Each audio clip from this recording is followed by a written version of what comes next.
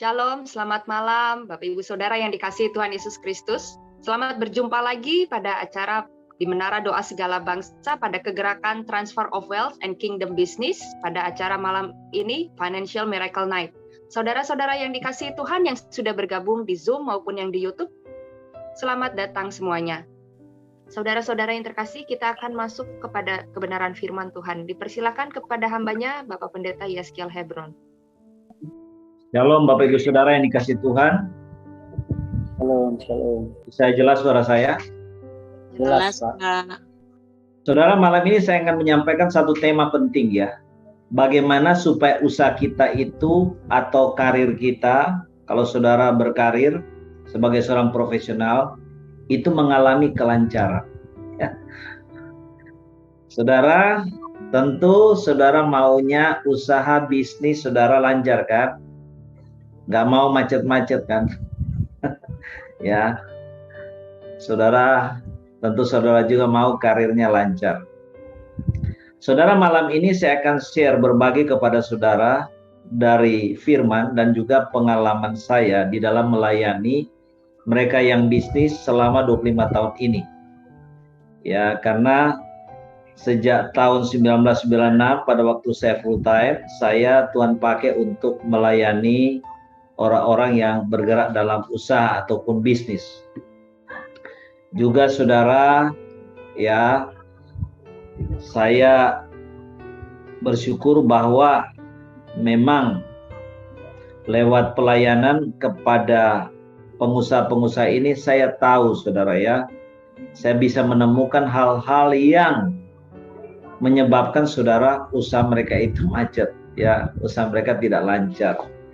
Ya, entah itu mengalami kerugian, entah ditipu orang, ya, entah utang nggak bayar, entah sepi dan macam-macam lah.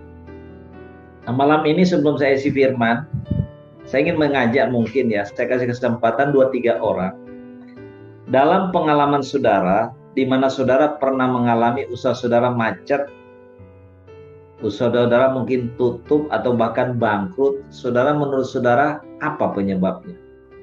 Kira-kira ada enggak di sini 2-3 orang yang secara jujur mau ngaku dosa?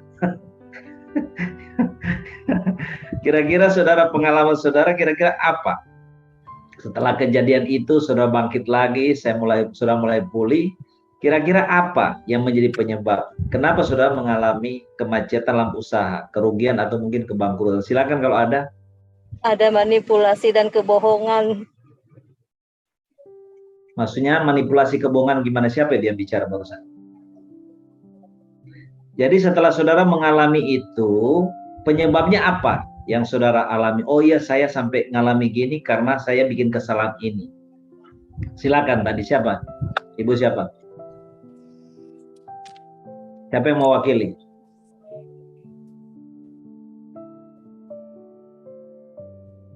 Siapa mau berbagi pengalaman ya? Kita mau sharing kan? Sebelum saya sampai ke firman Tuhan. Silakan langsung ngomong aja di mic. Buka mic dalam pengalaman saudara, kenapa saudara sampai usahanya rugi, bangkrut, tutup, atau saudara ditipu orang, kira-kira apa penyebabnya? Ada? Iya, saya mau berbagi. Silakan Bu Selmain. Iya. Ya, silakan. Sekitar ada 8 tahun yang lalu ya, saya buka restoran Chinese food di Kota Duri. Nah, pada saat itu saya setelah kejadian baru saya tahu saya itu cuma mengandalkan kekuatan saya. Saya walaupun saya panggil hamba Tuhan untuk berdoa, tapi di lubuk hati paling kecil itu saya nggak ngandalin Tuhan, saya ngandalin saya sendiri. Dan satu lagi juga saya terlalu cepat percaya dengan orang. Nah, saya kan chefnya itu kebetulan ibu ini baru kenal Tuhan Yesus. Nah, saya itu percaya banget kalau orang yang anak Tuhan, yang katanya anak Tuhan. Terus kalau orang yang baru-baru percaya Yesus itu saya suka gitu menolong supaya dia itu ngerasain gitu bagaimana dengan dekat dengan Yesus. Nah, tapi di situ udah kejadian, saya baru tahu ternyata dia dekat sama Yesus itu supaya mengambil hati saya gitu. Nah, di situ saya baru tahu oh berarti saya tuh ngandalin saya nggak ngandalin Tuhan gitu. Saya itu seolah-olah saya itu lebih power dari Tuhan mau tolong dia, padahal kan saya harus andalkan Tuhan. Nah dia nggak setia sama saya bilang gini, dia ngandalin ini aja customer. Saya bilang enggak, kita bikin catering, saya bilang supaya nambah income. Kalau catering kan nggak ada customer, catering tetap jalan. Nah dia nggak mau. Nah setelah itu saya ada lagi chef dari Medan cari kerjaan dari Wisma Benteng Medan, saya ambil, tapi saya nggak ngurangin gaji chef saya yang lama. Saya bilang, Enci tetap kerja sama saya tetap gajinya segitu, tapi saya mau usaha ini lebih besar supaya omset kita tambah. Nah, chef yang baru ini mau dia buka catering. Bu, kita bikin catering aja buat tambah-tambah. Iya. Nah, yang chef pertama ini berulah dia. Kata dia bilang apa? Mana mungkin di satu gunung ada 2 macan, dia bilang gitu. Saya bingung juga kan, maksudnya apa? Maksudnya dalam satu restoran nggak mungkin ada 2 chef, mungkin begitu. Saya bilang, saya kan mau usaha saya maju. Nah, cuman endingnya saya merasa saya itu mengandalkan diri saya nggak ngandalin Tuhan sepenuhnya, walaupun saya panggil hamba Tuhan doa, tapi itu nggak pure gitu loh. Ya, nah, oke, terima kasih. Ya, puji Tuhan, sungguh ya satu kesaksian yang luar biasa ya, satu kejujuran. Ada lagi saudara? Jadi saudara udah tahu nih ya, salah satu faktor jangan andalkan kehebatan kita, kekuatan kita ya. Andalkan siapa? Kekuatan Tuhan. Supaya usaha kita lancar. Silakan, siapa lagi saudara? Ada lagi yang pengalaman? Ini saya lihat di chat nggak kasih persepuluhan katanya. Oke, ada lagi yang mau sampaikan langsung? Silakan kalau ada. Ya, nggak usah malu-malu saudara ya. Saya Pak. Silakan, siapa? Tolong di spotlight. Tolong di spotlight siapa? Saya Pak Evan. Oh ya, silakan Bu Sila. Ya, saya pernah mengalami kebangkrutan yang sangat membuat saya benar-benar terpuruk di titik yang paling bawah ya. Karena pada waktu itu pada saat saya diberkati oleh Tuhan, saya begitu orang bilang mapan ya. Saya punya truk itu sampai 30, saya punya gudang, pokoknya punya toko tuh udah omset sudah miliaran. Tapi saya tidak pernah memberikan perpuluhan. Karena bagi saya tuh kalau saya hitung-hitung itu ya perpuluhan saya tuh banyak sekali. Jadi saya tuh ada hitung-hitungan gitu sama Tuhan. Tuhan ngitungnya gimana ya? Maksudnya tuh kok kalau omsetnya segini, dan akhirnya karena saya ya begitulah Pak, saya tidak memberikan perpuluhan. Ketika bangkrut ya krut gitu Pak. Tapi sekarang saya belajar untuk taat akan firman Tuhan. Amin. Seperti itu ya, demikian kesaksian. Ya, terima kasih saudara ya, Bu Priscilla ya untuk kejujurannya ya. Kita malam ini mau mengaku dosa sama-sama. Bertobat sama-sama supaya dipulihkan dan usahanya lancar. Saudara baik saudara ya. Biasanya saudara kalau kita ini lagi susah, baru memulai usaha saudara ya, atau kepingin usaha, selalu kita berdoa gini, Tuhan berkati saya. Tuhan berkati saya. Kalau saya diberkati Tuhan, usaha saya diberkati, saya punya banyak uang Tuhan, saya mau jadi berkat bagi banyak orang. Saya mau bantu hamba Tuhan, saya mau bantu pekerjaan Tuhan. Itu sering kita ucap dalam mulut kita ya. Itu sering jadi nasar kita. Apa salah enggak Pak Ebron ngomong gitu? Enggak salah saudara. Enggak salah ya. Tetapi saudara, saya mau katakan kondisi saudara masih belum berhasil, belum punya usaha atau usahanya masih kecil, dengan saudara kemudian sudah keadaannya sudah berbalik 180 derajat, saudara sudah diberkati, saudara sudah usahanya sudah maju, sudah besar, seperti Bu Priscilla tadi bilang omsetnya udah miliaran. Nah, hati kita ini saudara masalahnya bisa berubah. Ya, apa yang kita omong ya tinggal janji. Ya, jadi cuma janji doang gitu loh. Tapi kita tidak pernah bisa tepati. Nah saudara, ini yang kita mesti perhatikan malam ini baik-baik. Bagaimana saudara supaya usaha kita, bisnis kita yang mungkin kita rintis sekarang masih dari kecil atau mungkin juga sudah mulai besar tapi sedang mengalami kemacetan, supaya mengalami pemulihan daripada Tuhan. Dan sesudah itu saudara udah tobat, kapok-pok gitu ya. Ya, sehingga saudara betul-betul mau ikut maunya Tuhan sehingga usaha saudara bisa saudara lancar. Itu yang Tuhan mau. Saudara, sebenarnya usaha kita sebagai anak-anak Tuhan, itu kehendak Tuhan, kemauan Tuhan itu usaha kita lancar.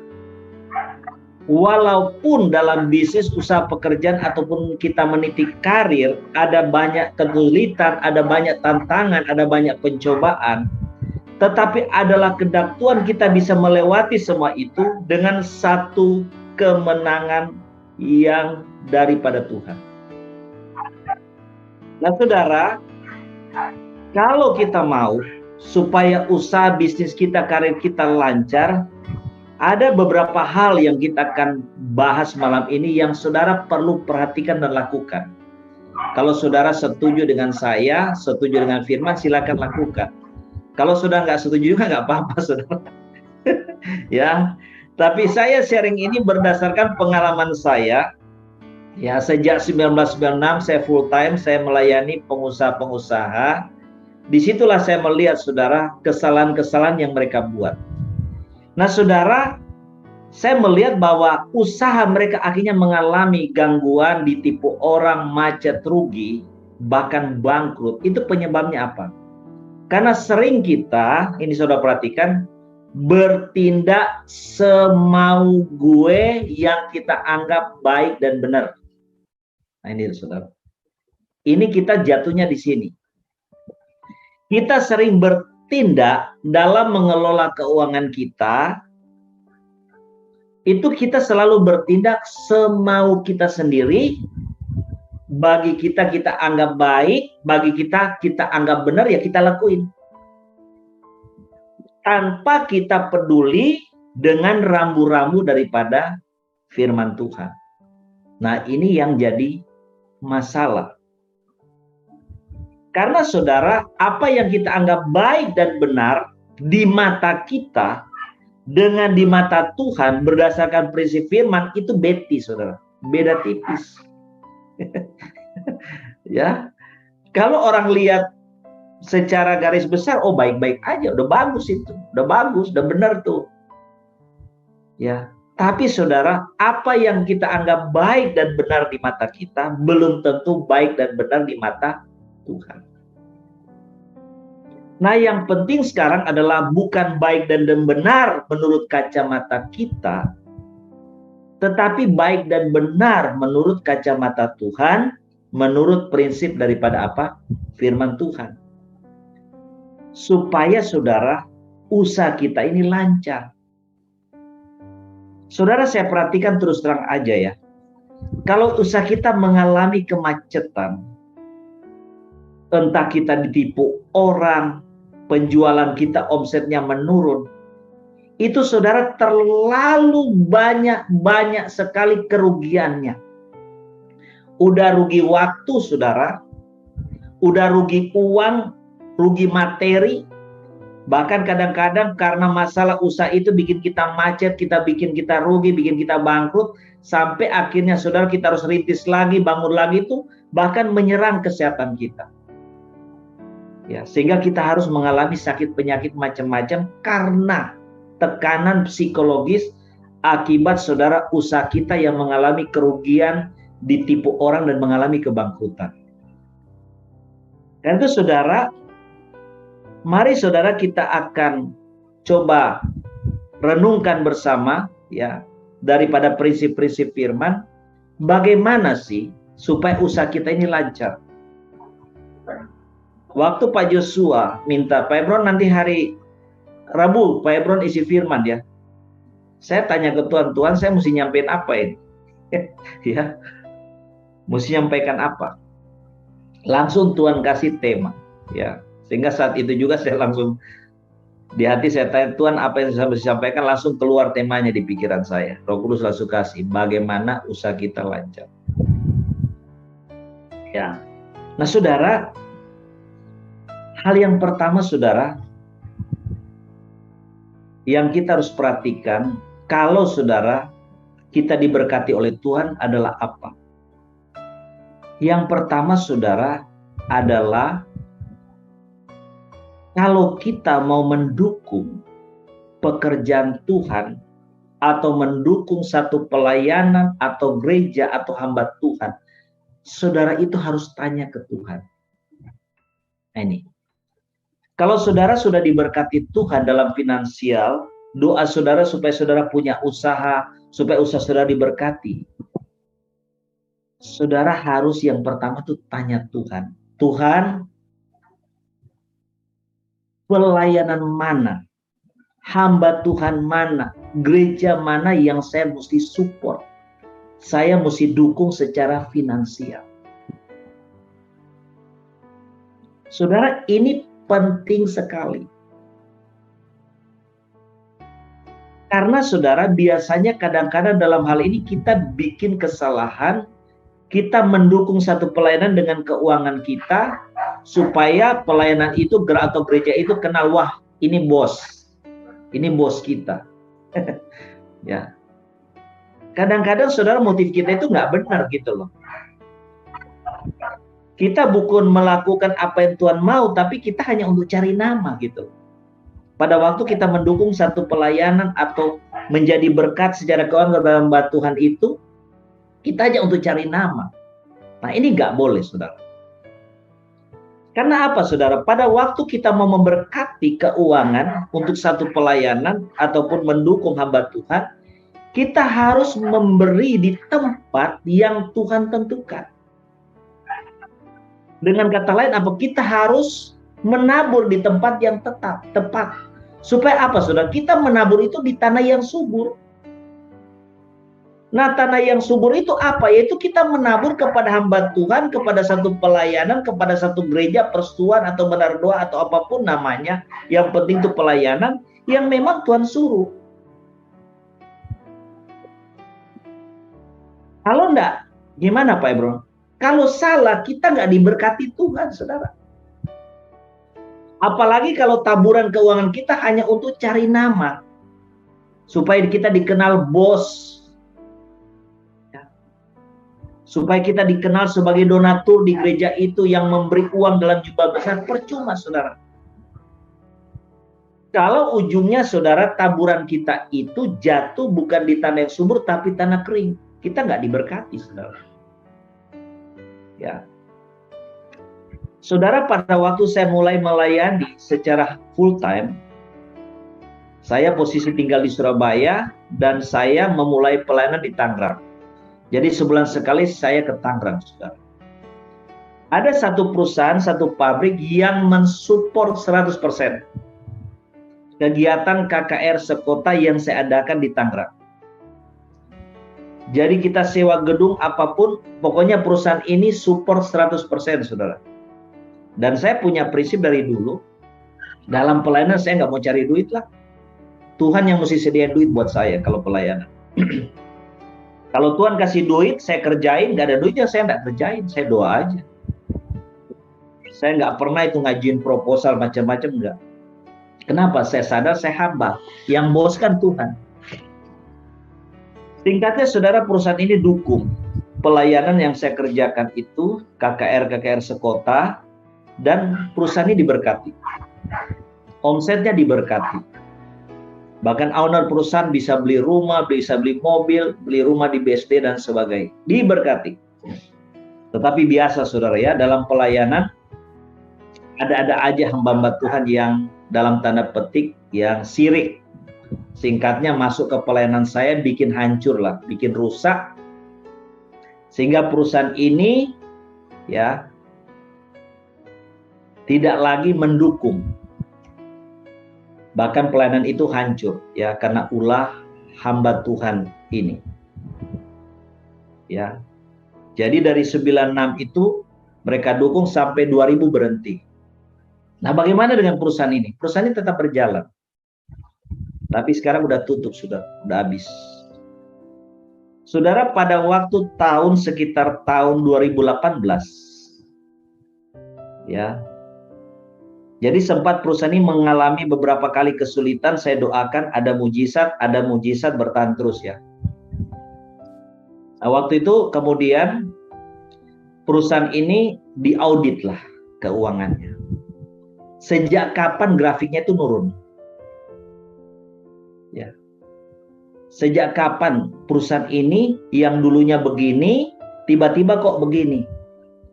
Setelah diaudit, diperiksa, sejak perusahaan ini berhenti mensupport pelayanan yang saya bangun, sejak saat itulah perusahaan ini turun. Dan benar-benar habis. Nah, pada waktu diketahui hasil audit itu seperti itu, saya dihubungi, saudara. Dihubungi, minta saya bangun kembali pelayanan seperti dulu. Mereka mau support secara finansial. Saya bilang saya nggak mau lagi. Bagi saya sudah selesai. Kairosnya udah lewat. Karena pelayanan itu sudah hancur juga, karena ulah kalian juga. Dan sekarang minta saya hidupin lagi demi perusahaan kalian supaya perusahaan bisa bangkit maju ke depan. Sudah saya tidak mau lagi. Saya tidak mau lagi habiskan waktu saya bertahun-tahun dengan kalian. Cukup sudah. Ya, apalagi dalam perjalanannya mereka juga tidak nurut pesan Tuhan lewat hamba Tuhan yang lain. Ya sudah, habis ya, benar-benar habis sekarang. Kena COVID benar-benar habis. Jadi saudara, ini yang kita harus ingat, saudara, ya. Kalau kita mau mendukung keuangan kita, itu betul-betul tanya Tuhan, saudara, jangan sembarang. Ini saya ngomong serius, ya. Mari kita lihat saudara dalam Filipi pasal 4 ayat 16 sampai 19. Jemaat Filipi itu mereka mengerti rahasia ini. Ya. Dan mereka mensupport keuangan mereka itu benar-benar kepada hamba Tuhan yang tepat, kepada pelayanan yang tepat yang memang Tuhan suruh. Filipi 4 ayat 16 sampai 19. Ya. Filipi 4 ayat 16 sampai 19 firman Tuhan, karena di Tesalonika pun kamu telah 1-2 kali mengirimkan bantuan kepadaku, tetapi yang kuutamakan bukanlah pemberian itu, melainkan buahnya yang makin memperbesar keuntunganmu. Kini aku telah menerima semua yang perlu daripadamu, malahan lebih daripada itu. Aku berkelimpahan, karena aku telah menerima kirimanmu dari Epafroditus, suatu persembahan yang harum, suatu korban yang disukai dan yang berkenan kepada Allah. Allahku akan memenuhi segala keperluanmu menurut kekayaan dan kemuliaannya dalam Kristus Yesus. Amin. Saudara, jemaat di Filipi, mereka adalah jemaat yang tentu punya kerjaan, punya usaha. Mereka benar-benar, saudara, itu mengikut tuntunan Tuhan di dalam mensupport satu pelayanan. Dan memang mereka mensupport, mendukung pelayanan yang dikerjakan oleh bapak rohani mereka, yaitu Rasul Paulus dan tim. Ya, mereka mensupport secara finansial, mereka kirim bantuan kepada Paulus. Dan ini saudara, kalau kita mendukung satu pelayanan dengan keuangan kita, atau mendukung hamba Tuhan dengan keuangan kita, dan itu benar tepat sesuai kemauan Tuhan, itu akibatnya apa? Di situ dikatakan oleh firman, ya, kita itu akan mengalami keuntungan. Makanya Rasul Paulus katakan, yang kuutamakan bukan pemberian itu, tapi buahnya yang memperbesar keuntungan. Kenapa Paulus mengatakan seperti itu? Bukan karena Paulus sombong, bukan karena Paulus merasa tidak butuh duit, bukan. Karena Paulus mendapatkan sumbangan, mendapatkan support keuangan bukan hanya dari jemaat Filipi, tapi dari banyak jemaat yang lain. Tapi Rasul Paulus katakan, aku terima itu. Pemberian kamu, sumbangan kamu untuk mendukung kehidupanku dan pelayananku, karena apa? Kalau aku terima, itu akan menyebabkan kamu diberkati. Kamu yang mengalami keuntungan berlipat kali ganda. Dan inilah yang menyebabkan keluar ayat yang ke-19. Allahku akan memenuhi segala keperluanmu menurut kekayaan dan kemuliaan dalam Kristus Yesus. Ya, dahsyatnya di sini, saudara. Kalau kita menyalurkan keuangan kita benar dan tepat kepada hamba Tuhan, kepada pelayanan, entah itu gereja, persuan, menara doa, yang benar-benar disuruh oleh Tuhan, itu saudara, kita itu akan diberkati oleh Tuhan. Segala keperluan kebutuhan keuangan kita, segala keperluan kebutuhan keuangan daripada perusahaan kita, segala kebutuhan order-order kita, segala kebutuhan proyek kita, itu Tuhan akan kasih. Jadi saudara hati-hati, jangan sembarang mengutip ayat 19 out of context, saudara ya.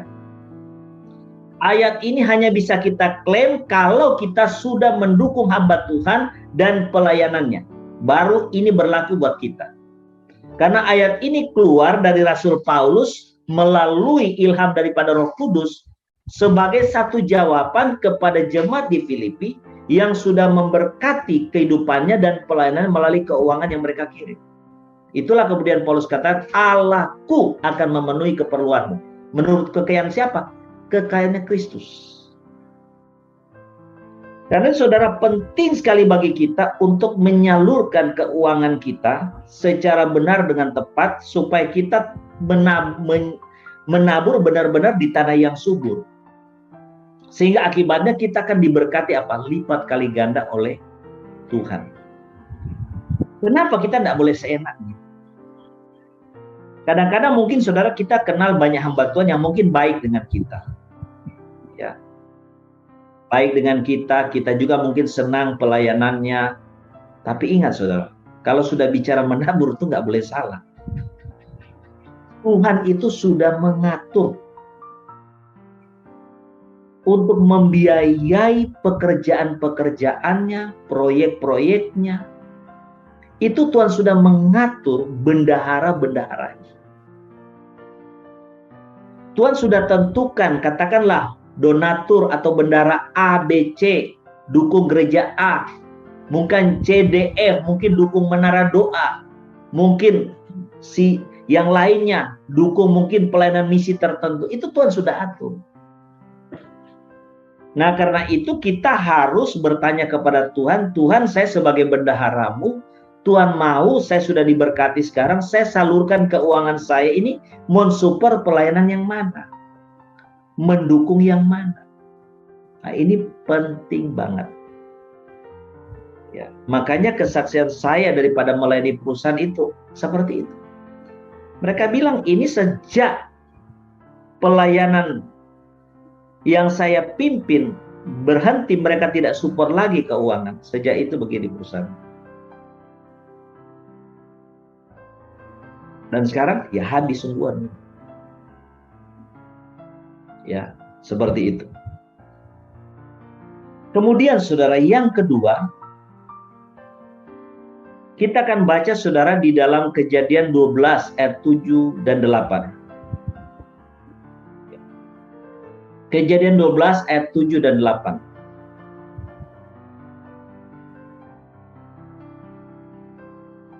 Kejadian 12 ayat 7 dan 8, firman Tuhan.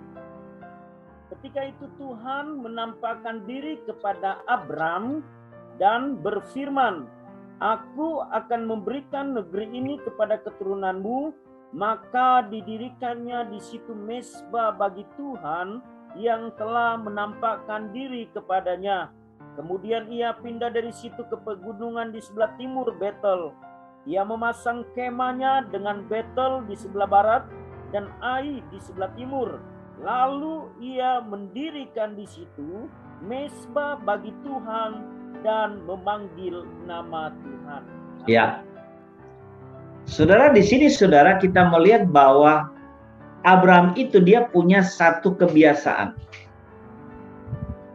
Saudara, kita tahu bersama Abraham dia punya bisnis itu bisnis peternakan, saudara ya. Dan memang pada waktu dia mengerjakan bisnis peternakan itu, saudara, karena Abraham punya banyak ternak, itu Abraham tuh punya kebiasaan dari satu tempat pindah ke tempat lain. Nah, biasanya kan peternakan itu kan butuh makanan ya, rumput. Nah, begitu daerah tertentu itu udah habis rumputnya, pindah lagi ke daerah lain dan sebagainya. Karena ternaknya itu tambah hari tambah banyak.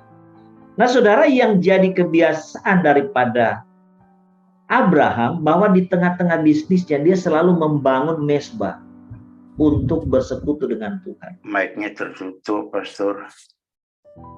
Ya, dia membangun mezbah doa kepada Tuhan. Bisa dengar suara saya? Bisa Pak. Lanjut. Bisa. Bisa Bapak. Ini yang jadi kebiasaan daripada Abraham. Nah, saya mau katakan kepada saudara, bagi saudara yang punya perusahaan, apakah cukup saudara punya doa pribadi di rumah dan di perusahaan saudara nggak mengadakan mezbah? Nggak cukup, saudara.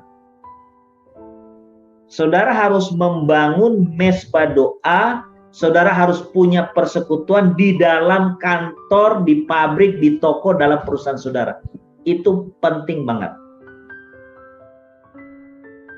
Bahkan saudara, saya selalu menyarankan perusahaan-perusahaan itu untuk punya ruang doa sendiri di dalam satu perusahaan.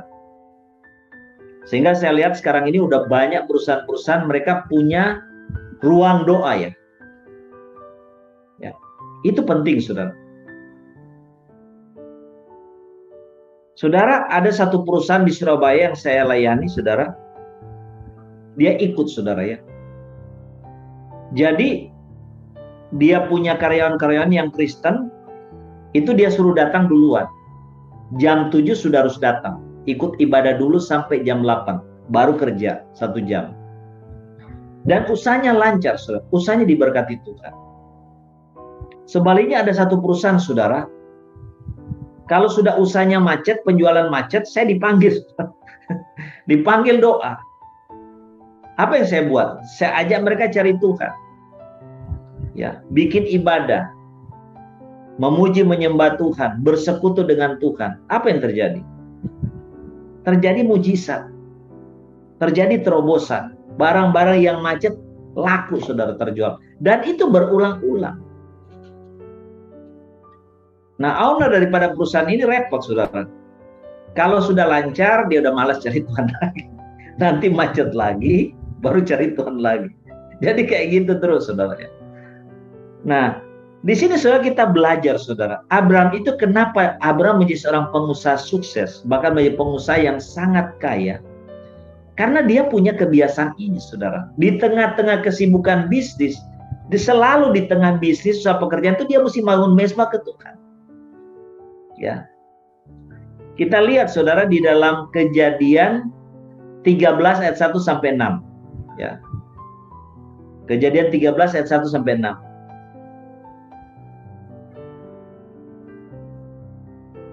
Silakan siapa membaca Kejadian 13 ayat 1 sampai 6. Kejadian 13 ayat 1 sampai 6. Abram dan Lot berpisah. Maka pergilah Abram dari Mesir ke tanah Negeb dengan istrinya dan segala kepunyaannya. Dan Lot pun bersama-sama dengan dia. Adapun Abram sangat kaya, banyak ternak, perak dan emasnya. Ia berjalan dari tempat persinggahan ke tempat persinggahan, dari tanah Negeb sampai ke dekat Betel, di mana kemahnya mula-mula berdiri antara Betel dan Ai. Ke tempat mezbah yang dibuatnya dahulu di sana, disitulah Abram memanggil nama Tuhan. Juga Lot yang ikut bersama-sama dengan Abram mempunyai domba dan lembu dan kemah. Tetapi negeri itu tidak cukup luas bagi mereka untuk diam bersama-sama, sebab harta milik mereka amat banyak, sehingga mereka tidak dapat diam bersama-sama. Ya, jadi saudara kita lihat ya. Ternyata Abram ini, saudara, itu diberkati Tuhan luar biasa, dikatakan oleh firman sangat kaya. Bukan cuma dia punya banyak ternak, kambing, domba, sapi, ya. Tapi dia juga ternyata punya banyak apa? Perak dan emas. Bahkan saudara, bukan hanya Abraham diberkati, keponakannya yang ikut Abraham pun diberkati Tuhan dengan berlimpah. Nah ini loh saudara, enaknya kalau kita gabung dengan orang benar. Abraham ini adalah orang yang benar di hadapan Tuhan. Lot ponakannya gabung, join, ikut dengan Abraham pamannya. orang benar, dia juga kecipratan, diberkati Tuhan berlimpah. Sama seperti dengan Abraham. Ya. Dan lihat saudara, dia punya kebiasaan yaitu bangun mezbah. Mezbah doa selalu dia bangun. Di mana usahanya dia dirikan, di mana usahanya dia berada, dia akan bangun mezbah untuk Tuhan. Nah, ini saudara yang saudara harus lakukan. Karena itu saudara, kalau saudara punya toko, ya, sebelum saudara buka toko itu, saudara doa. Kalau saudara bilang, Pak Ebron, saya nggak punya pegawai, siapa yang saya ajak doa? Ya doa sendiri, nggak apa-apa. Ya. Sebelum saudara buka toko, saudara angkat pujian penyembahan ke Tuhan, minta Tuhan hadir, minta Tuhan pimpin, tolong dan berkati toko. Itu akan berbeda, saudara. Itu akan berbeda. Itu akan berbeda, saudara, ya. Ya. Nah, ini yang perlu saudara lakukan. Ya. Kalau saudara punya pabrik, nah, di pabrik itu saudara mungkin saudara punya pegawai-pegawai yang Kristen, ya ajak mereka untuk doa. Biasanya perusahaan-perusahaan itu suka bikin hari Jumat. Jadi pada saudara-saudara kita yang Muslim itu mereka pergi sembahyang, yang Kristen bikin persetuan. Ya, itu yang sering kali terjadi, saudara. Nah, ini penting sekali, saudara. Kenapa? Kalau saudara kita di dalam perusahaan kita, di samping kita mungkin sudah secara pribadi saat teduh di rumah, kalau kita bikin mezbah doa di dalam perusahaan kita, itu namanya kita menghormati Tuhan. Itu namanya yang kedua, kita mengundang hadirat Tuhan hadir dalam perusahaan kita dan memimpin perusahaan kita. Nah, kehadiran Tuhan di dalam perusahaan kita melalui persekutuan atau mezbah doa yang kita adakan dalam perusahaan ini, yang akan menyebabkan perusahaan kita diberkati oleh Tuhan. Saudara, saya pernah melayani satu hotel, saudara, ya. Hotel ini yang punya orang Kristen, ya, sedang mengalami kesulitan, sepi dan sebagainya. Pada waktu saya doain sehingga perusahaan hotel ini mengalami mujizat Tuhan, saya bilang ke pemiliknya, di sini kan ada pegawai yang Kristen, ada Pak, ya bikin persekutuan. Ya, anak-anak Tuhan yang Kristen yang ada di hotel ini, mereka akan jadi aset yang menopang lewat doa kemajuan daripada hotel ini. Hanya diadain, saudara. Ya, seperti itu. Nah, ini penting sekali, saudara. Nah, kalau saudara mungkin berkata, terus Pak Ebron gimana dong kalau saya tidak punya perusahaan, tapi saya seorang yang berkarir sebagai pegawai negeri atau berkarir dalam politik. Apa yang saudara perlu lakukan? Contohi Daniel. Daniel 6 ayat 11. Tolong saudara baca Daniel 6 ayat 11. Daniel pasal 6 ayat yang ke-11. Silakan siapa mau baca. Satu orang baca buat kita dengan suara keras. Daniel 6 ayat yang ke-11. Daniel 6 ayat yang ke-11. Demi didengar Daniel bahwa surat perintah itu telah dibuat, pergilah ia ke rumahnya. Dalam kamar atasnya ada tingkap-tingkap yang terbuka ke arah Yerusalem. 3 kali sehari ia berlutut, berdoa serta memuji Allahnya seperti yang biasa dilakukannya. Nah, Daniel saudara bukan pengusaha. Daniel bukan pedagang. Ya, tapi dia adalah seorang yang meniti karir dalam politik. Saudara, kita melihat saudara sejak muda karir daripada Daniel lancar. Saudara pernah lihat enggak karirnya Daniel macet? Pangkatnya enggak naik-naik, enggak ada, saudara. Pencobaan tantangan ada, bolak-balik dia hadapi. Di mana rekan-rekannya ingin singkirin dia, ingin dia mati. Karena dia adalah orang nomor 2 di dalam istana raja. Berhasil nggak mereka? Nggak bisa berhasil. Semua gagal. Semua orang yang memusuhi Daniel itu mati semua. Bahkan dimakan singa. Nah, ini kunci, saudara. Kenapa Daniel dia punya karir politik bisa cepat lancar, ya? Bahkan saudara, dinasti dengan dinasti itu boleh berganti. Ya, pertama kita melihat saudara, Daniel adalah orang kedua di istana Nebukadnezar, yang saat itu negara superpowernya menguasai dunia, kerajaan Babel.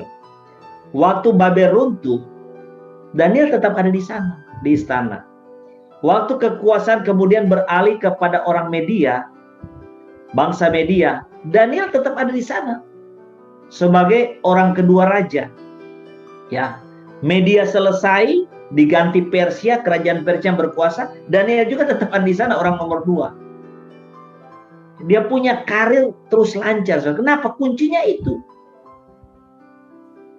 Karena dia benar-benar punya ketekunan, kesungguhan, kedisiplinan untuk menjaga jam-jam dia pribadi untuk saat teduh dengan Tuhan. Bersekutu pribadi dengan Tuhan. Ya. Nah, ini yang menyebabkan saudara, dia diberkati oleh Tuhan. Bahkan saudara, kalau saudara lihat, di istana tempat dia bekerja, dia punya ruang khusus berdoa. Nah, ini yang dicatat di sini sebenarnya ini. Jadi sebenarnya yang dicatat di sini 3 kali sehari Daniel pergi berdoa itu justru bukan di rumahnya, saudara. Tapi justru di ruangan tertentu yang dikatakan jendela itu mengarah ke Yerusalem, dia berdoa di situ. Katakanlah di kantornya itu dia punya ruang sendiri, nah itu dia pakai untuk berdoa. Di sela-sela sibuknya dia bekerja.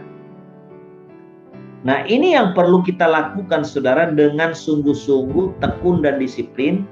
Kalau saudara mau karir saudara diberkati Tuhan. Kalau saudara juga mau usaha saudara diberkati oleh Tuhan. Ya.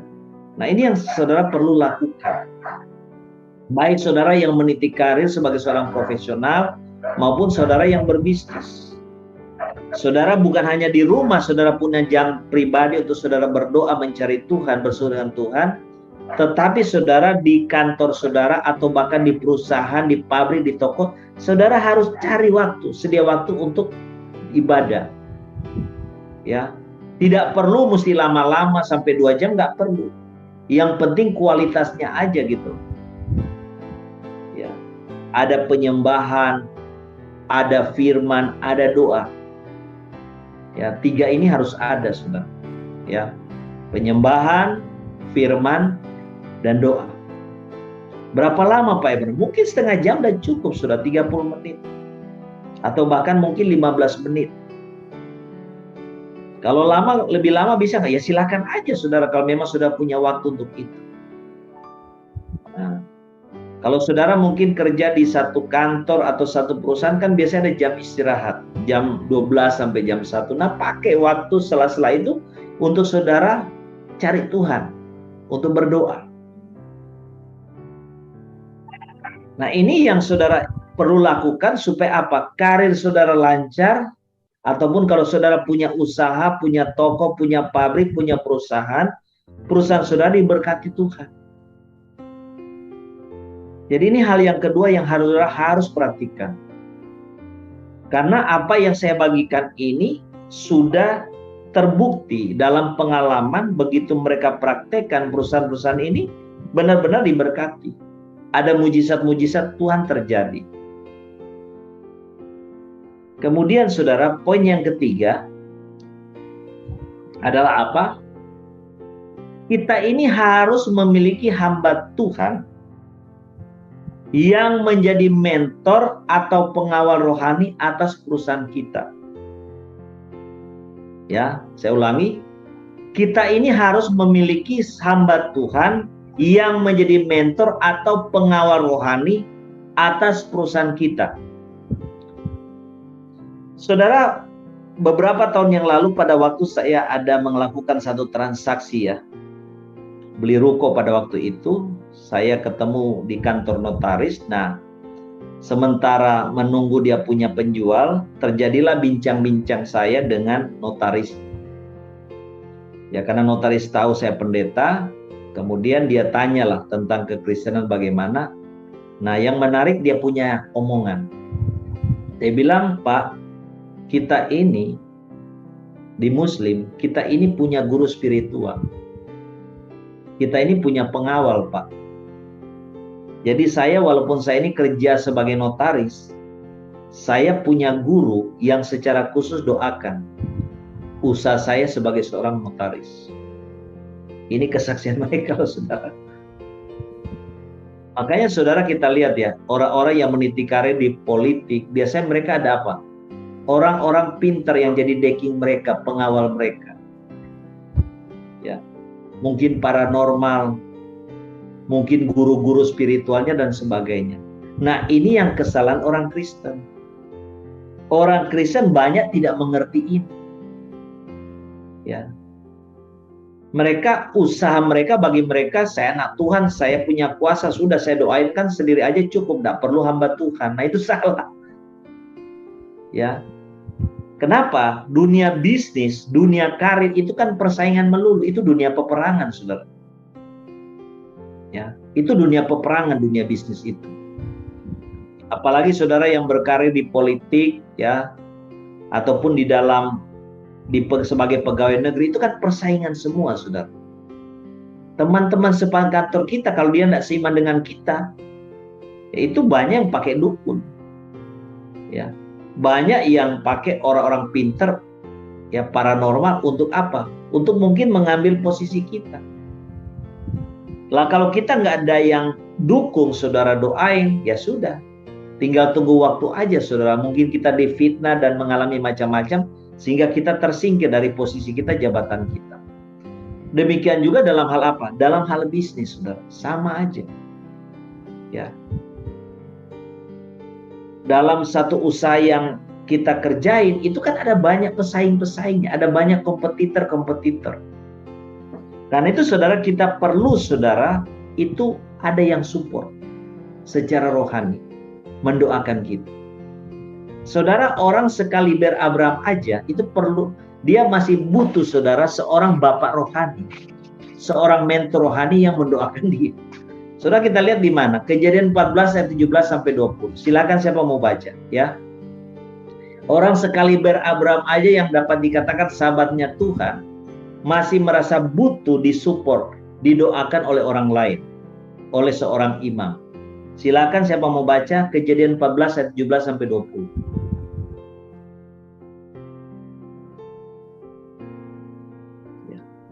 Kejadian pasal 14 ayat 17 sampai 20. Kejadian 14 ayat 17 sampai 20. Setelah Abram kembali dari mengalahkan Kedorlaomer dan para raja yang bersama-sama dengan dia, maka keluarlah Raja Sodom menyongsong dia ke lembah Syawe, yakni lembah raja. Melkisedek Raja Salem membawa roti dan anggur, ia seorang imam Allah yang maha tinggi. Lalu ia memberkati Abram, katanya, diberkatilah kiranya Abram oleh Allah yang maha tinggi, pencipta langit dan bumi, dan terpujilah Allah yang maha tinggi yang telah menyerahkan musuhmu ke tanganmu. Lalu Abram memberikan kepadanya 1/10 dari semuanya.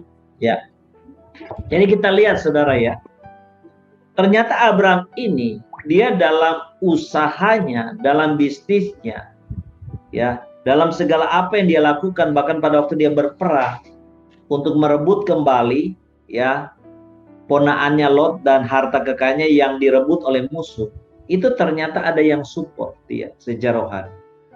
Ada yang jadi mentornya, ada yang kawal dia, ada yang doain dia. Siapa itu? Itulah Melkisedek, saudara. Dikatakan di situ ia seorang imam Allah yang maha tinggi, lalu ia memberkati Abraham. Diberkatilah kiranya Abraham oleh Allah yang maha tinggi, pencipta langit dan bumi, dan terpujilah Allah yang maha tinggi yang telah menyerahkan musuhmu ke dalam tangannya Abraham. Jadi kita lihat, ya, orang sekaliber Abraham aja itu butuh, saudara, seorang mentor rohani, seorang bapak rohani, sebagai seorang imam, yaitu yang bernama Melkisedek, untuk apa? Melepaskan berkat Tuhan untuk dia.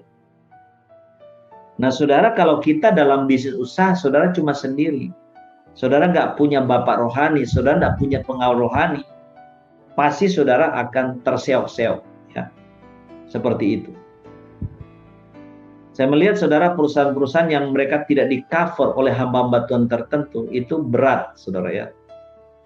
Benar-benar mereka terseok-seok di dalam membangun perusahaannya, mengalami kemacetan, kerugian, penipuan, dan sebagainya. Nah, karena itu saudara, kalau kita memiliki perusahaan, saudara harus berdoa, tanya kepada Tuhan. Tuhan, hamba Tuhan siapa yang Tuhan mau menjadi mentor, menjadi tudung, ya, yang menudungi lewat doanya untuk perusahaan saya. Saudara harus tanya Tuhan. Ya, nanti Tuhan akan arahkan, tunjukkan. Ya, memang sebaiknya hamba-hamba Tuhan yang punya urapan bisnis. Ada banyak saudara perusahaan-perusahaan, bagi mereka pokoknya di dalam perusahaan saya ada persuan. Minggu ini, Jumat ini yang khotbah pendeta A, Jumat berikut pendeta B, Jumat berikut lagi pendeta C. Ya, itu sudah cukup. Nah, itu keliru.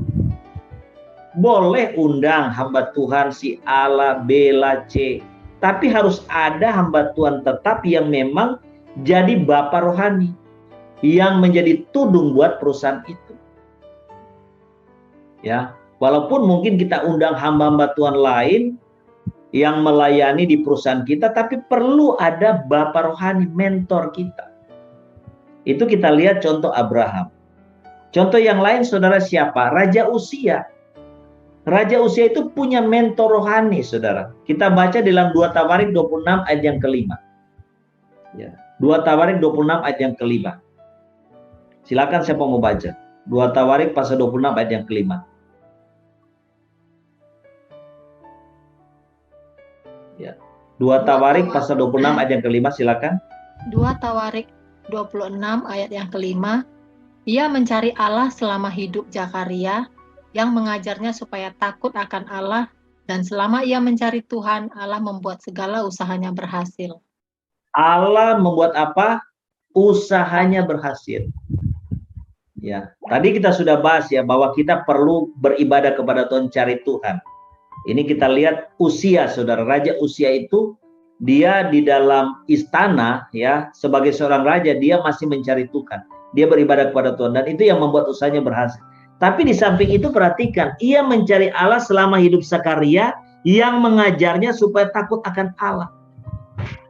Jadi Raja Uzia ini saudara, dia punya mentor rohani. Siapa itu? Itulah Imam Zakaria. Yang membimbing dia, yang mengajar dia supaya dia memerintah sebagai raja dengan takut akan Tuhan. Dan itu yang menyebabkan saudara dalam pemerintahannya saudara, dia berhasil. Nanti saudara sesudah Zakaria ini mati, baru Uzia ini rusak, sudah kacau dia orang, ya. Sehingga akhirnya dia mengalami kehancuran karena dia tidak mau lagi, ya, ada mentor dalam hidupnya. Kalau saudara baca itu sangat tragis, ya, karena begitu Zakaria mati, yang pengganti imam itu anak Zakaria. Nah, Uzia ini nggak mau dengar anaknya Zakaria, ya, nggak mau dengar nasihatnya. Bahkan dia berbuat jahat, saudara, kepada anak Imam Zakaria. Dia lupa kebaikan bapaknya. Hanya saudara kita melihat kehidupan daripada Raja Uzia ini sangat tragis. Dia mengalami kehancuran. Kenapa? Karena dia tidak lagi memiliki mentor rohani. Tidak ada lagi bapak rohani yang menudungi karirnya dia sebagai seorang raja. Ya, itu kita lihat contoh Uzia, saudara ya. Kemudian kita lihat juga siapa? Daud, saudara. Raja Daud itu berhasil menjadi raja karena apa? Karena dia memiliki bapak rohani. Siapa bapak rohani daripada Daud? Itulah Nabi Samuel. Bahkan sesudah Samuel meninggal, saudara, yang jadi pengganti itu siapa? Nabi Nathan. Jadi mentor rohaninya. Karena itulah saudara, Daud dia berhasil menjadi seorang raja yang berkenan kepada Tuhan. Saudara, kita lihat di dalam 1 Samuel 16 ayat 1 sampai 13 ya. 1 Samuel 16 ayat 1 sampai ayat 1 dan 13. 1 Samuel 16 ayat 1 dan 13. Silakan siapa yang mau baca.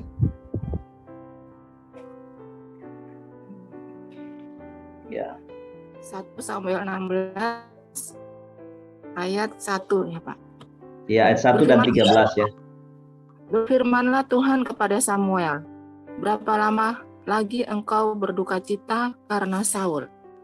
Bukankah ia telah kutolak sebagai raja atas Israel? Isilah tabung tandukmu dengan minyak dan pergilah.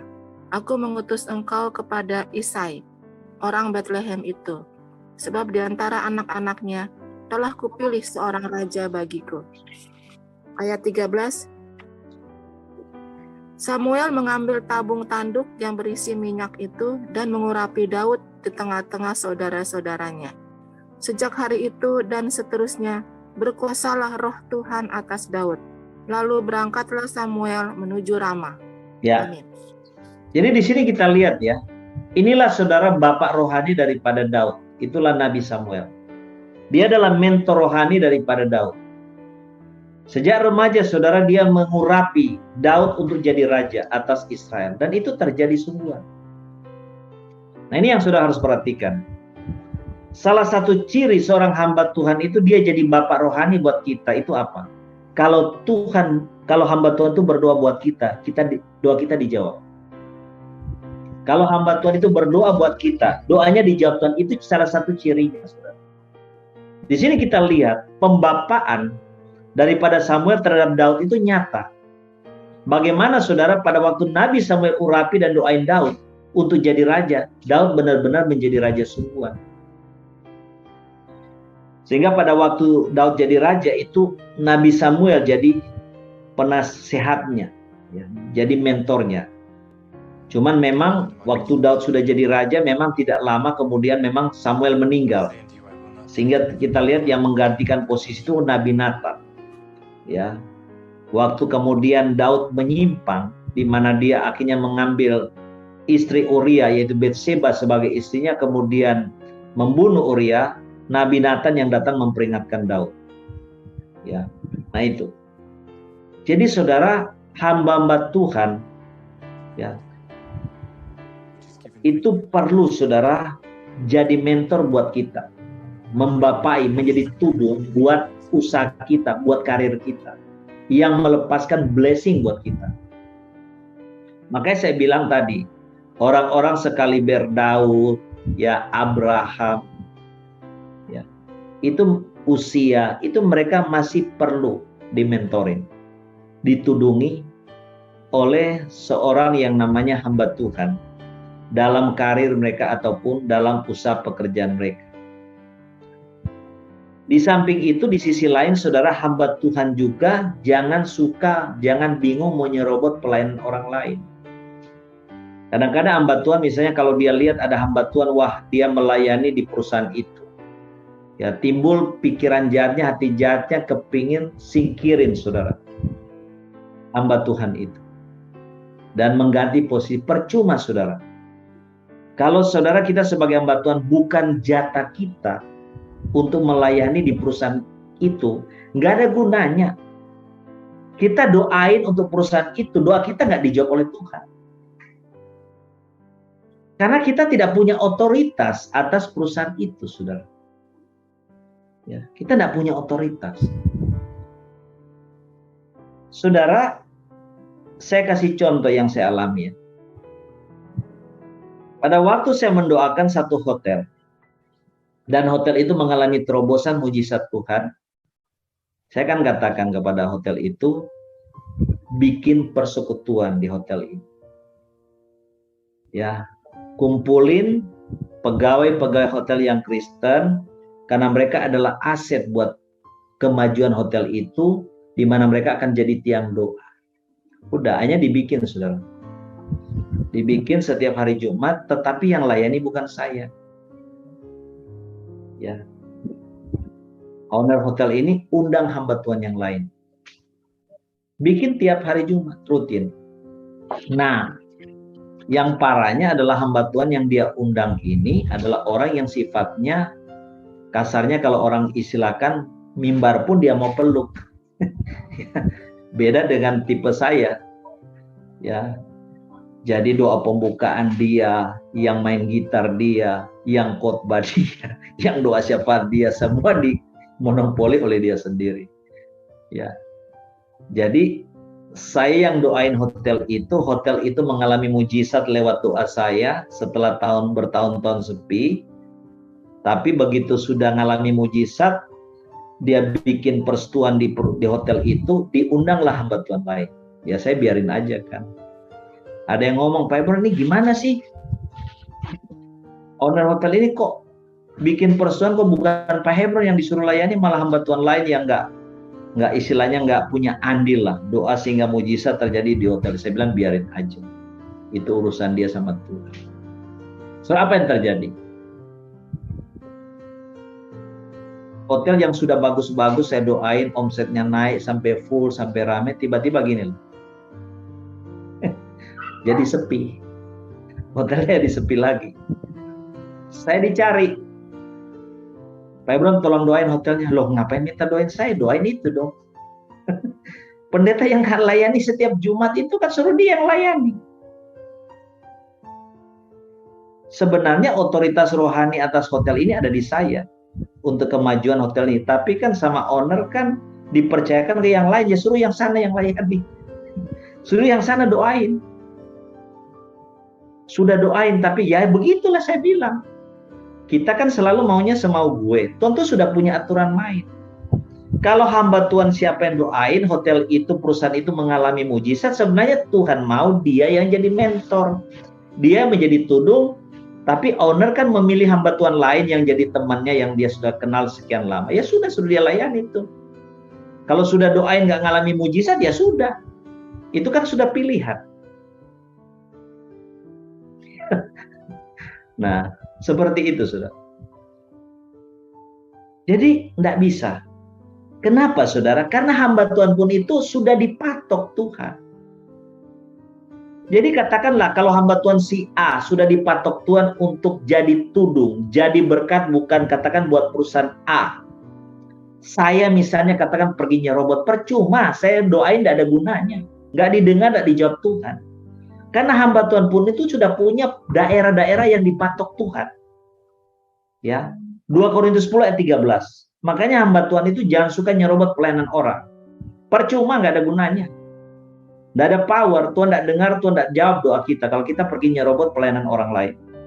Ataupun perusahaan-perusahaan, pabrik lah, yang sudah dilayani oleh hamba Tuhan yang lain. Coba saudara baca di dalam 2 Korintus pasal 10 ayat 13.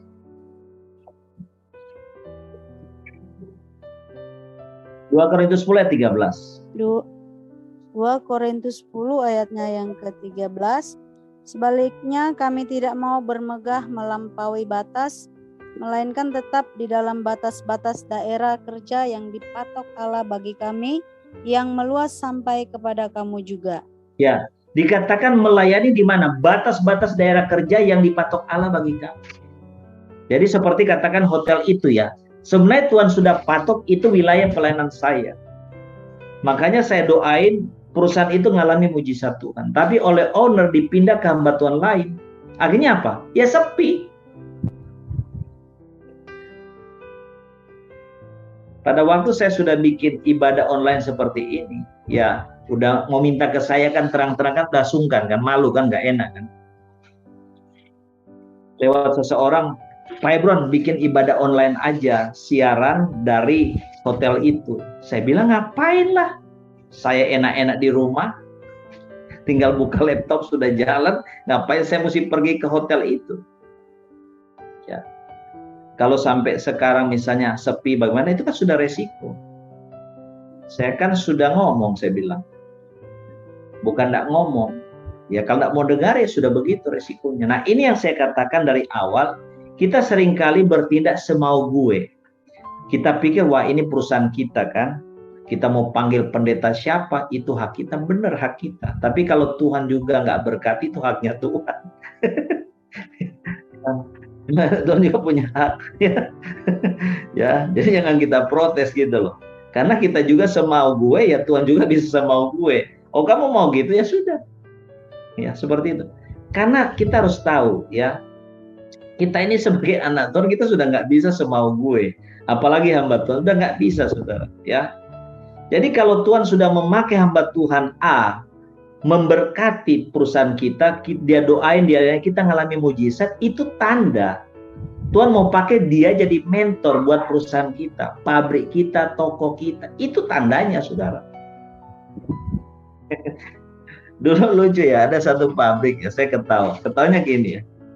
Ini aneh gitu loh pabrik ini ya. Kalau pegawainya kerasukan setan,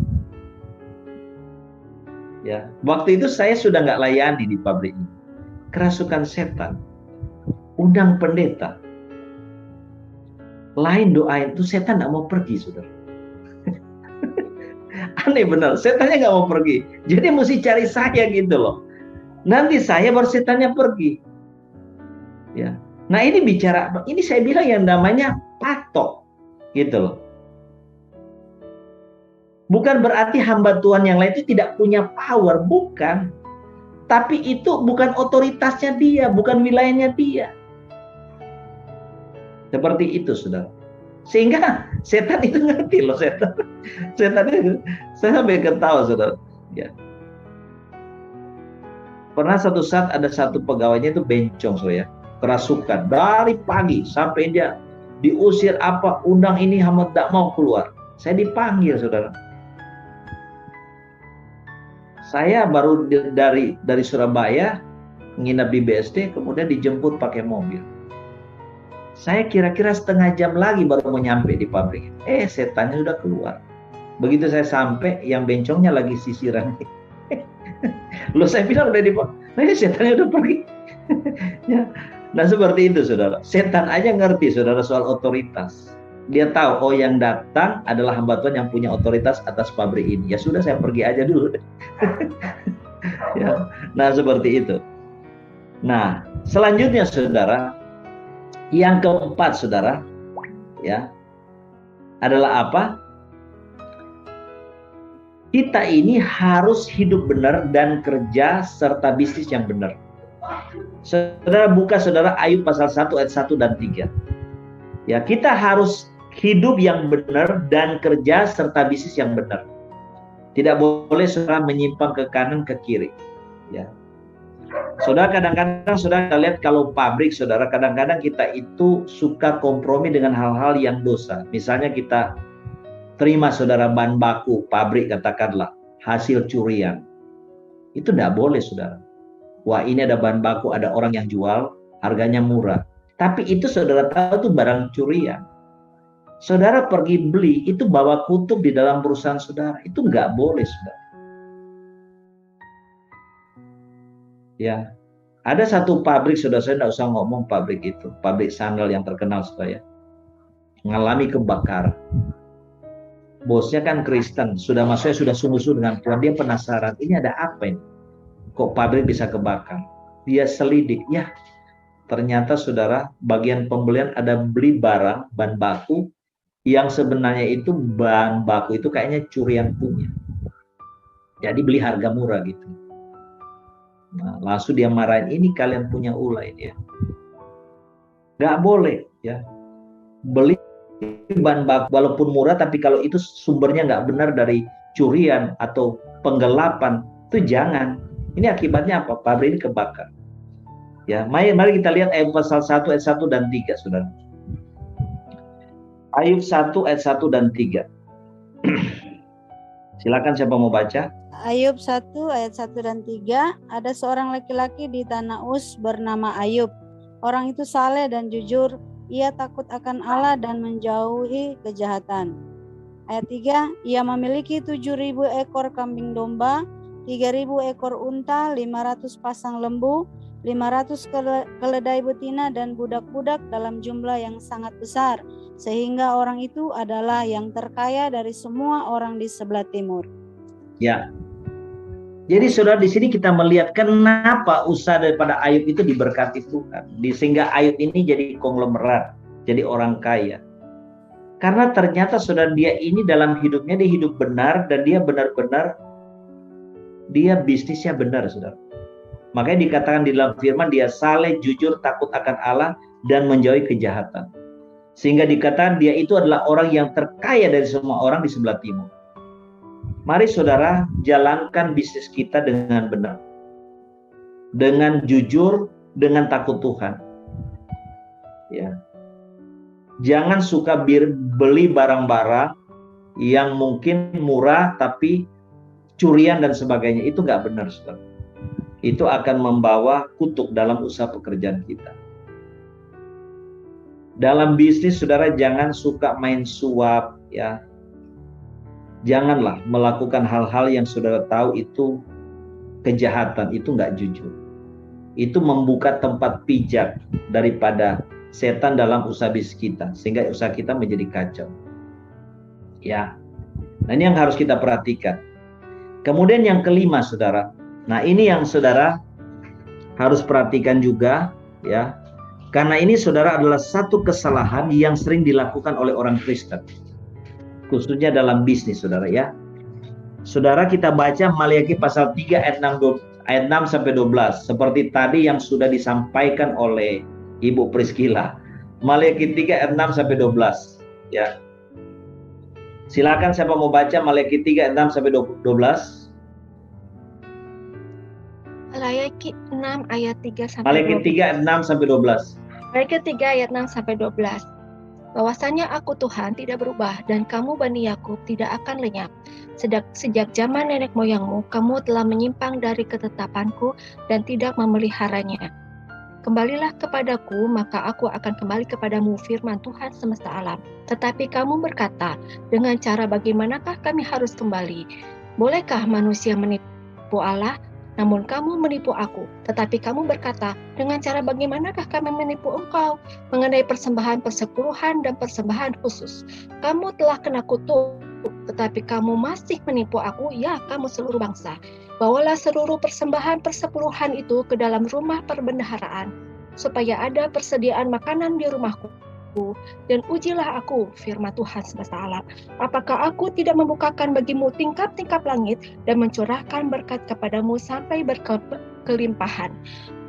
Aku akan menghardik bagimu belalang pelahap, supaya jangan dihabisinya hasil tanahmu, dan supaya jangan pohon anggur di padang tidak berbuah bagimu, firman Tuhan semesta alam.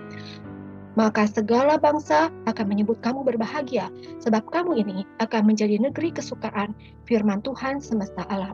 Demikianlah firman Tuhan.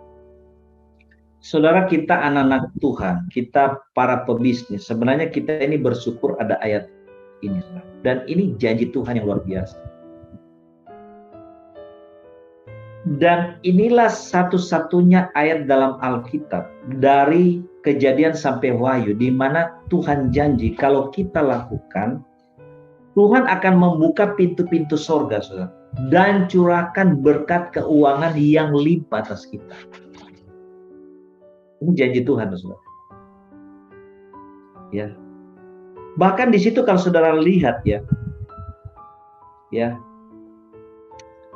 ini benar-benar saudara dahsyatnya luar biasa. Bukan saja saudara Tuhan berkati dengan limpah, tapi dikatakan segala belalang pelahap itu Tuhan akan hardik.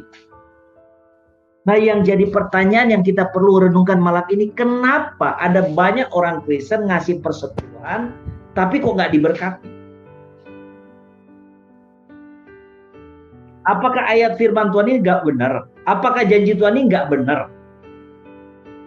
Kita lihat ada banyak orang Kristen kasih persepuluhan. Tapi kenapa kok mereka tidak alami janji Tuhan ini bahwa Tuhan akan membuka tingkap langit, tingkap sorga, dan curahkan berkat berlimpah. Sehingga orang-orang yang tujuannya menipu lah, merugikan kita lah, membuat usaha kita sepi, omset kita itu ya Tuhan tidak hardik. Kenapa? Nah saudara, ini yang saudara kita perlu pikirkan, renungkan betul. Saudara, selama 36 tahun saya di ladang Tuhan, saya uji nih ayat ini. Dalam hal mengembalikan persepuluhan ini saya uji. Persepuluhan itu gimana sih yang benar? Nah saudara, ternyata saudara, saya perhatikan di dalam hal persepuluhan ini memang orang Kristen kasih, anak Tuhan kasih. Tapi kasihnya itu, pemberian persepuluhannya itu tidak benar secara prinsip firman. Tidak benar di mata Tuhan. Sedangkan firman mengatakan, kita baca lagi Ulangan 12 ayat 5-8 ya. Kita ternyata tidak boleh sembarangan di dalam memberikan persepuluhan ini. Ulangan 12 ayat 5-8. Tolong baca lagi. Biar sudah jelas. Ulangan 12 ayat 5-8. Ulangan 12 ayat 5-8. Tetapi tempat yang akan dipilih Tuhan Allahmu dari segala sukumu sebagai kediamannya untuk menegakkan namanya di sana. Tempat itulah harus kamu cari dan kesanalah harus kamu pergi. Kesanalah harus kamu bawa korban bakaran dan korban sembelihanmu, persembahan persepuluhanmu dan persembahan khususmu, korban nazarmu dan korban sukarelamu, anak-anak sulung lembu sapimu dan kambing dombamu. Di sanalah kamu makan di hadapan Tuhan Allahmu dan bersukaria, kamu dan seisi rumahmu, karena dalam segala usahamu engkau diberkati oleh Tuhan Allahmu.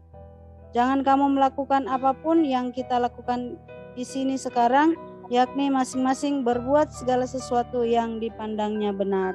Nah, inilah yang diingatkan oleh Tuhan. Jangan kamu melakukan apapun, ya, dalam hal persembahan termasuk persepuluhan di sini, ya, yakni masing-masing berbuat segala sesuatu yang dipandangnya benar. Nah, ini yang saya katakan, saudara. Dalam hal persepuluhan, selama bertahun-tahun saya perhatikan, khususnya melayani pengusaha-pengusaha atau anak-anak Tuhan, itu mereka ada kesalahan. Kesalahannya apa? Satu, saudara, ya. Saya nggak tahu saudara di sini melakukan kesalahan ini apa enggak. Ya, saya berharap tidak. Yang pertama adalah memberi jumlahnya nggak benar. Saudara, kalau saudara punya perusahaan untungnya 50 juta, persepuluhannya berapa, saudara? Saudara, untung 50 juta, persepuluhnya berapa? 1 juta. 5 juta. Tapi banyak yang kasih berapa? 1 juta cuma. Ya. Saya kan sudah kasih persepuluhan. Betul kasih. Jumlahnya nggak benar. Jumlah nggak benar di mata Tuhan sama aja nggak kasih. Mendingan jangan kasih sekalian. Betul. Banyak yang seperti ini, saudara. Seperti Bu Priscilla saksikan tadi tuh betul itu. Coba bayangin kalau sudah omsetnya miliaran, dia punya persepuluh berapa? Persepuluhannya berapa? Sudah ratusan juta itu bunyinya. Ya. Nah, kalau ngasih persepuluhan 1 juta masih enteng, saudara, ya, gampang. Kalau 5 juta mulai terasa berat nih. Waduh, banyak juga ya. Apalagi kalau sudah 10 juta, 20 juta, 30. Itu masalahnya. Padahal saudara, setelah saya perhatikan, orang-orang ini kalau mereka kasih persepuluhan dengan benar, mereka tidak akan mengalami kerugian yang besar. Jadi dibandingkan persepuluhan yang dia keluarin dengan kerugian yang dia alami karena ditipu orang, ternyata ditipu orang lebih banyak jauh dibanding jumlah persepuluhan kalau dia kasih. Nah, kalau kita adalah orang-orang Kristen seperti ini, kita mesti bertobat. Makanya saya, saudara, kalau ngasih persepuluhan itu lebih baik lebih, saya nggak mau kurang. Misalnya katakanlah, misalnya saya dapat berkat, katakan 550.000, persepuluhannya kan berarti berapa? 55.000, saya bulatin aja lah, kasih 60.000. Gambarnya seperti itu. Itu kesalahan pertama. Kedua, kita menyalurkan persepuluhan itu kepada hamba Tuhan atau kepada tempat, entah gereja, persekutuan, ya, pelayanan yang nggak tepat.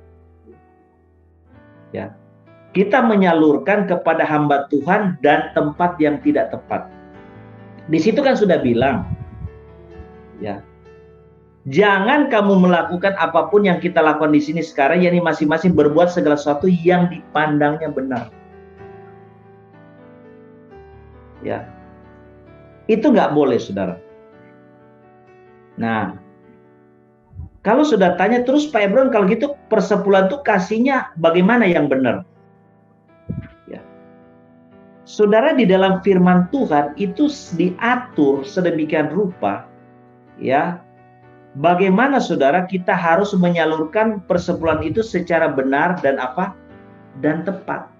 Itu semua diatur, saudara. Ya. Kalau gitu prinsipnya seperti apa, saudara? Coba kita lihat, saudara, ya. Kita lihat prinsipnya supaya saudara ingat betul ini, ya. Nah,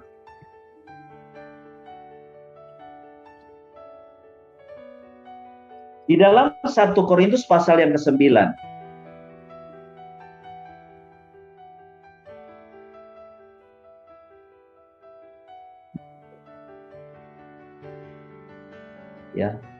1 Korintus pasal yang ke-9 mulai ayat yang ke-8. Silakan siapa mau baca. 1 Korintus pasal 9 mulai ayat yang ke-8. Di sini Paulus mengajarkan sebenarnya yang namanya prinsip persembahan. 1 Korintus 9 mulai ayat yang ke-8. 1 Korintus 9 ayat 8 sampai ayat yang ke-11 ya. Ya. Apa yang kukatakan ini bukanlah hanya pikiran manusia saja. Bukankah hukum Taurat juga berkata-kata demikian? Sebab dalam hukum Musa ada tertulis, janganlah engkau memberangus mulut lembu yang sedang mengirik. Lembukah yang Allah perhatikan? Atau kitakah yang ia maksudkan? Ya, untuk kitalah hal ini ditulis, yaitu pembajak harus membajak dalam pengharapan dan pengirik harus mengirik dalam pengharapan untuk memperoleh bagiannya. Jadi, jika kami telah menaburkan benih rohani bagi kamu, berlebih-lebihankah kalau kami menuai hasil duniawi daripada kamu? Ya, nah, terus kemudian lompat aja di dalam ayat yang ke-13. Ayat 13, tidak tahukah kamu bahwa mereka yang melayani dalam tempat kudus mendapat penghidupannya dari tempat kudus itu, dan bahwa mereka yang melayani mezbah mendapat bahagian mereka dari mezbah itu? Ya, jadi kita lihat sebenarnya ini prinsipnya persembahan. Termasuk persepuluhan itu, saudara. Jadi Paulus ajar apa? Kita kalau memberikan persembahan itu apa? Kalau kita diberkati oleh pelayanan seorang hamba Tuhan ataupun pelayanan itu, ya kita kasih persembahan itu ke sana. Ya, saya perhatikan saudara, ada orang-orang yang dilayani, yang saya doain, diberkati lewat MDSB, tapi dia ngasih persepuluhannya ke tempat lain. Itu sama aja saudara, kita sakit, saya berobat ke dokter A, tidak sembuh. Saya berobat ke dokter B, sembuh, tapi saya bayar ke dokter A, bukan B yang saya bayar. Itu sama seperti itu saudara. Itu yang sering tidak logis kita buat. Nah, disitulah saudara, Rasul Paulus mengajar bahwa kalau kita menyalurkan satu persembahan termasuk persembahan di dalamnya, ya kita merasa diberkati gimana, ya kita salurkan ke itu, ke hamba Tuhan ataupun pelayanan itu. Ya. Jadi nggak boleh saudara. Kalau saudara diberkati di gereja A, saudara punya usaha, dia doain diberkati, saudara kasih ke hamba Tuhan di gereja A itu, atau ke gereja A itu saudara kasih. Jangan kasih di MDSB, salah saudara. Tapi kalau saudara merasa di sini sudah dilayani, didoain, sudah punya perusahaan mengalami terobosan, saudara mesti ngasihnya ke MDSB. Seperti itu. Nah, ini saudara yang menjadi kesalahan daripada orang di dalam menyalurkan persepuluhan.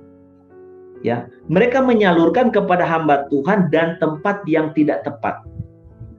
Yang ketiga apa? Mereka suka membagi-bagi persepuluhan itu sesuai dengan apa yang mereka pandang baik. Ada seorang ibu di sini, saya lihat Ibu Indri ada ya. Ibu Indri ada ya. Nah, Ibu Indri ini, oh ya, Bu Indri ada ya. Nah, Bu Indri bulan April saya doain usahanya. Omsetnya langsung naik ya. Nah, kemudian beberapa hari yang lalu, minggu kemarin kalau nggak salah itu, beliau minta layani. Pak Ebron tolong doain dong, omset penjualan saya kok sepi, kok turun. Saya bilang, ibu pasti ada kesalahan. Kesalahan apa Pak Ebron? Pasti ibu kasih persepuluhannya keliru. Nah, iya Pak Ebron, saya bagi-bagi. Nah, itulah salahnya. Itulah salahnya. Nggak boleh saudara. Ya, kita diberkati di mana kita kasih 100% ke sana. Seperti itu. Nah, yang kita boleh bagi-bagi yang 90% tuh. Kita mau bagi-bagi karena itu hak kita. Nah, ini yang kesalahan yang kita suka bikin. Saudara, sebelum saya jadi hamba Tuhan full time, saya punya persepuluhan, ya, saya kasih ke siapa? Oh, saudara saya kan pelayanan. Saya kasih ke dia. Ternyata salah. Kita nggak diberkati. Ya. Saya bagi ke ini, hamba Tuhan ini, bagi ke ini. Itu salah. Saya secara keuangan tidak merasakan diberkati. Bahkan pada waktu saya dengan istri saya sudah full time, saya bilang, Saya praktek istri saya kan hamba Tuhan juga kan, saya kasih aja ke dia persepuluhan. Itu lebih parah lagi, kita nggak diberkati karena firman mengajarkan persepuluhan itu tidak boleh kasih orang di rumah kita, harus keluar dari rumah ya. Jadi saya sudah praktekkan hal-hal seperti itu, jadi saya tahu gitu loh, oh ternyata ini tidak benar ya. Nah ini yang dimaksudkan oleh firman, kita jangan melakukan apa yang benar di pandangan kita. Jadi persepuluhan itu tidak boleh dibagi-bagi. Kita di mana kita diberkati, kita kasih 100% utuh. Ya. Karena itu saya pun saudara ngasih persepuluhan di MBSB, saya diberkati, saya kasih 100% ke MBSB. Kalau dulu saya suka bagi-bagi. Bahkan saya ini kan pendeta sinode, saudara. Sinode itu punya aturan, persepuluhan saya harus kasih ke sinode. Saya nggak mau, saudara. Ya, karena saya lakukan itu, maaf saya nggak diberkati. Lebih baik saya kasih sinode dari 90% aja. Ya. Biarpun kata kasarnya saya ini melanggar aturan sinode. Tapi saya kan nggak mau dong saya nggak diberkati secara finansial. Siapa yang mau? Saya yakin semua orang nggak mau. Saya udah lakuin itu. Saya kasih ke sinode, saya nggak diberkati. Apalagi saya ada masalah juga, sinode nggak mau tahu. Saya hidup kayak saya mati, kayak saya kondisi gimana, sinode tahu nggak tahu tuh. Jadi saya lebih baik kasih dari 90% itu yang saya ambil. Ya. Karena saya sudah lihat dalam praktek hidup ternyata seperti itu. Dan tidak gampang, saudara. Saya bertahun-tahun ngetes. Ini persepuluhan salurkan ke ini benar nggak? Diberkati nggak saya? Ke sini benar nggak? Diberkati nggak? Jadi saya sekarang nggak macam-macam. Nah ini saudara yang saudara harus perhatikan. Supaya saudara secara usaha, saudara punya usaha lancar. Ya. Jadi persepuluhan itu kasih jumlah yang benar, saudara. Kalau kita misalnya perusahaan misalnya untung 100 juta, ya kasih 10 juta. Ya. Kalau untung 1 M gimana Pak Ebron? 100 juta loh, gede loh. Ya kasih kalau saudara mau diberkati. Tapi kalau mau macet ya silakan. Kasih aja sesukamu. Ya. Ya. Seperti itu. Nah, kemudian saudara yang selanjutnya, yang keenam saudara yang saudara harus perhatikan apa? Di dalam Matius pasal yang ke-6. Ya. Matius pasal yang ke-6, saudara. Ayat yang ke-24. Silakan siapa mau baca? Matius 6 ayat 24. 24. Tak seorang pun dapat mengabdi kepada dua tuan. Karena jika demikian, ia akan membenci yang seorang dan mengasihi yang lain. Atau ia akan setia kepada yang seorang dan tidak mengindahkan yang lain. Kamu tidak dapat mengabdi kepada Allah dan kepada Mammon. Nah, saudara, yang keenam, kalau saudara dan saya mau diberkati dalam usaha pekerjaan keuangan, saudara, uang itu saudara sebenarnya tidak dosa, ya. Asal uang itu tidak tinggal di hati kita. Kalau hati kita melekat dengan uang ini yang jadi masalah, ya. Yang jadi berkuasa, jadi Tuhan di hidup kita akhirnya apa? Mammon, saudara. Mammon yang berkuasa. Nah, gampang sih saudara kalau saudara mau cek ya. Pak Ebron, gimana dong saya tahu yang berkuasa di hidup saya Tuhan atau Mammon? Gampang. Gampangnya gimana? Kita pelit nggak? Kalau kita masih pelit, kikir, masih terlalu berhitung waktu memberi untuk Tuhan, masih berhitung ngasih persepuluhan, itu berarti uang itu ada di hati kita. Hati kita ini melekat bukan kepada Tuhan, tapi masih melekat kepada Mammon. Gampang saudara menyingkirkan Mammon itu dari hati kita. Latih dalam hal memberi. Bukan berarti juga saudara boros memberi, tidak seperti itu. Saudara kalau memberi itu harus tanya Tuhan. Tuhan, saya mau kasih persembahan nih, berapa saya mesti kasih? Itu seperti itu. Itu cara saudara menyingkirkan Mammon itu dari hati kehidupan kita. Sehingga hati kita ini tidak berakar, tidak cinta kepada uang. Karena saudara, orang kalau kita sebagai anak Tuhan, kalau hati kita masih melekat dengan Mammon, Tuhan tidak bisa berkati. Tuhan tidak bisa berkati. Dan kita juga tidak bisa menikmati itu. Kalau saudara bilang, banyak Pak Ebron, orang yang kikir malah tambah kaya tuh. Benar, kaya benar, tapi dia nggak bisa nikmati, saudara. Karena nanti mau makan ini kolesterol, makan ini diabetes, ya, dan macam-macam. Ya. Jadi saudara, kalau kita mau diberkati Tuhan, hati kita harus melekat cinta kepada Tuhan, bukan kepada uang atau mamon. Nah, bagaimana kita menyingkirkan mamon? Ya, latihlah diri kita dalam hal apa? Memberi. Dengan selalu bertanya kepada Tuhan. Kemudian yang terakhir saudara, poin yang terakhir adalah kita harus mengandalkan Tuhan di dalam karir dan usaha pekerjaan kita, bisnis kita. Yeremia pasal 17 ayat terakhir, kita akan lihat.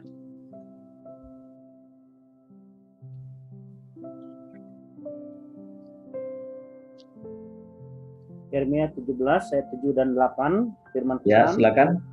Diberkatilah orang yang mengandalkan Tuhan, yang menaruh harapannya pada Tuhan. Ia akan seperti pohon yang ditanam di tepi air, yang merambatkan akar-akarnya ke tepi batang air, dan yang tidak mengalami datangnya panas terik, yang daunnya tetap hijau, yang tidak khawatir dalam tahun kering, dan yang tidak berhenti menghasilkan buah. Amin. Ya, jadi luar biasa saudara. Kita ternyata saudara, kalau saudara kita ini ngandalin Tuhan dalam bisnis kita. Mungkin saudara, Pak Hebron, cara ngandalin Tuhan gimana Pak dalam bisnis? Ya, caranya seperti ini saudara. Misalnya saudara butuh order, Tuhan tolong dong Tuhan, apa yang mesti lakukan? Saya mesti jual ke siapa? Saya mesti jualnya bagaimana? Saya mesti tawari ke siapa Tuhan? Tolong pimpin Tuhan. Itu namanya kita ngandalin Tuhan. Ya, misalnya kita mau gaji karyawan, ya. Tuhan tolong dong Tuhan, kita ini butuh uang untuk gaji karyawan. Ya, kirim Tuhan, aku enggak tahu dari mana dan bagaimana. Ini ada tagihan-tagihan ke perusahaan A, perusahaan B, tapi mereka belum bayar. Sudah ditagih bolak-balik belum bayar, tolong Tuhan. Supaya mereka bisa bayar, atau Tuhan dengan cara tertentu Tuhan kirim keuangan. Supaya saya bisa bayar gaji karyawan. Nah itu namanya saudara mengandalkan Tuhan. Ya, dengan saudara bikin ibadah di perusahaan. Saudara ajak karyawan-karyawan Kristen berdoa sebelum mulai kerja. Itu saudara mengandalkan Tuhan. Dan Tuhan janji saudara, perusahaan yang mengandalkan Tuhan atau kehidupan kita yang mengandalkan Tuhan, itu karir kita dan perusahaan itu kita akan diberkati. Dan itu digambarkan seperti pohon ditanam di tepi aliran air. Ya. Pohon yang ditanam di tepi aliran air, saudara, itu pasti dia punya daun itu akan hijau terus, saudara. Dan akan mengeluarkan buah. Nah itu saudara, kalau kita perusahaan kita atau kehidupan kita mengandalkan Tuhan, karir kita akan lancar. Sama seperti yang dialami oleh Daniel tadi. Usaha kita itu akan diberkati oleh Tuhan. Nah saudara, 7 hal ini yang saya bagikan kepada saudara. Ya, supaya bagaimana usaha saudara itu nggak macet-macet, ya. Apalagi kalau saudara sudah kepala 5, saudara ya. Saudara harus perhatikan ini baik-baik, ya. Nah inilah yang saudara yang saya bagikan kepada saudara untuk saudara bisa praktek dalam saudara menjalankan usaha saudara di saudara. Tentu kalau saudara setuju dengan apa yang saya sampaikan malam ini. Tapi biarlah dalam apa yang saya sampaikan ini selama 25 tahun saya layani perusahaan-perusahaan pengusaha, ya, bagaimana mereka punya kesalahan-kesalahan yang mereka buat sehingga mereka mengalami kemacetan dalam usaha, kerugian, penipuan, bahkan sampai bangkrut habis. Kita tidak melakukan kesalahan yang sama, sehingga usaha kita bisa lancar dan usaha kita boleh diberkati oleh Tuhan. Amin.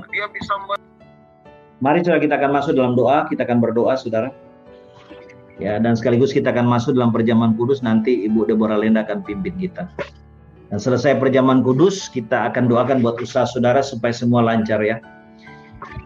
Baik saudara, kita akan masuk dalam doa. Bapa, terima kasih untuk kebenaran firman. Hamba sudah sampaikan apa yang hamba kerjakan selama 25 tahun di dalam melayani para bisnismen, para pengusaha, di mana ada banyak kegagalan, kesalahan yang mereka buat. Tuhan tolong agar kami tidak melakukan kesalahan-kesalahan yang sama, supaya usaha pekerjaan yang mungkin kami akan rintis atau mungkin saat ini sedang kami berusaha bangun, yang mungkin sedang mengalami masalah kemacetan, kami tidak lagi melakukan kesalahan yang sama ke depan, manakala Tuhan pulihkan dan berkati kami. Terima kasih Tuhan, ampuni sucikan kami, biar kami juga dilayakkan saat ini untuk bersekutu dengan Tuhan dalam persekutuan dengan tubuh dan darah Tuhan. Dalam nama Yesus kami berdoa. Amin.